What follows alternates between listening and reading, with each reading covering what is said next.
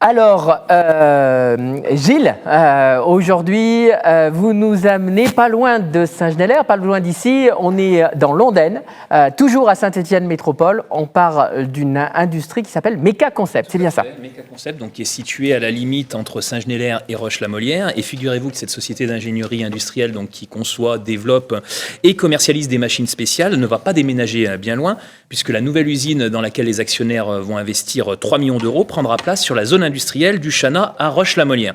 Alors, première question que j'ai envie de poser au président de Meka Concept, Sébastien Yvet. Pourquoi une nouvelle usine? Est-ce que vous étiez un petit peu trop à l'étroit?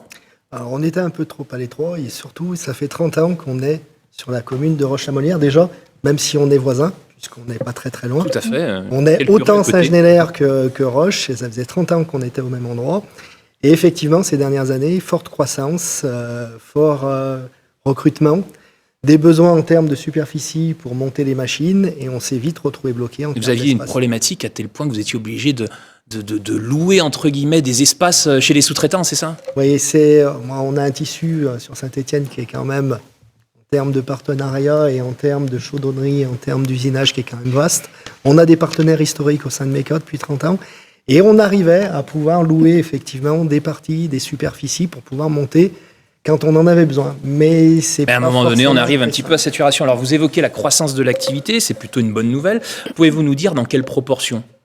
Moi, je suis arrivé à la direction d'entreprise avec des actionnaires qui travaillent tous au sein des entreprises, puisqu'il y a plusieurs sociétés. Donc ça, c'était en 2017, 2017 un renouvellement de la direction. Arrivé au mois de mars 2017 pour ma part, et on a doublé le chiffre d'affaires en l'espace de 4 ans, presque 5 ans maintenant.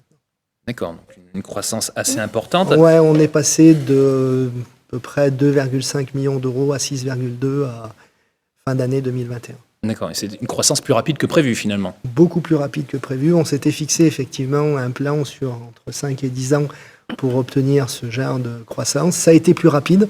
On ne va pas, dire non. À un moment donné... On accueille toujours avec bienveillance la croissance. Alors, exactement. Besoin de place, donc voilà. Mais également aussi, il y avait une problématique un petit peu de déficit d'image, c'est ça? Alors oui, on a eu effectivement... On travaille quand même dans les hautes technologies.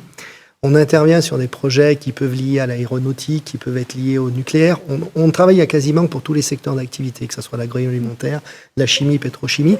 On a des clients qui sont des très très gros donneurs d'ordre à vocation internationale pour la plupart. Et effectivement, on souffrait d'un déficit d'image. Moi, j'ai déjà eu la réaction d'acheteurs présents sur le site qui n'avaient pas eu l'occasion de nous visiter, qui m'ont dit c'est ici que vous logez. Donc c'est toujours assez...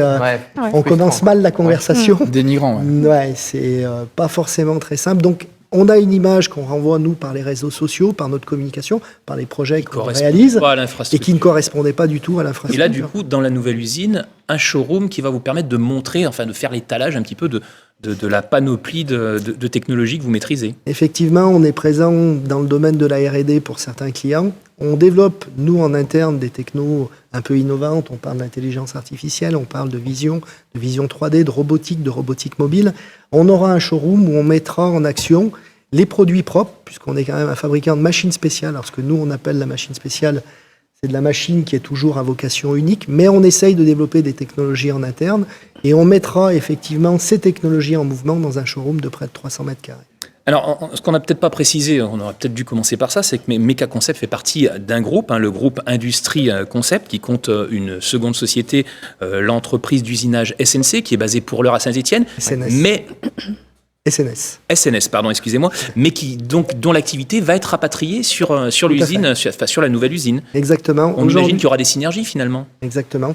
Aujourd'hui, on est sur 2 sites différents.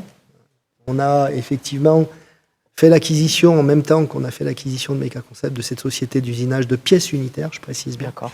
Et effectivement, on travaille séparément. On n'est pas très très loin, mais nous, pour nos personnels, nos ingénieurs, c'est important de voir l'usinage, de voir comment est fait la pièce.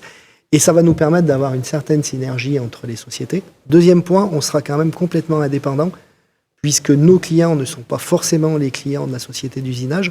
Donc on essaye quand même de cloisonner les 2 entités, mais on sera à côté, effectivement.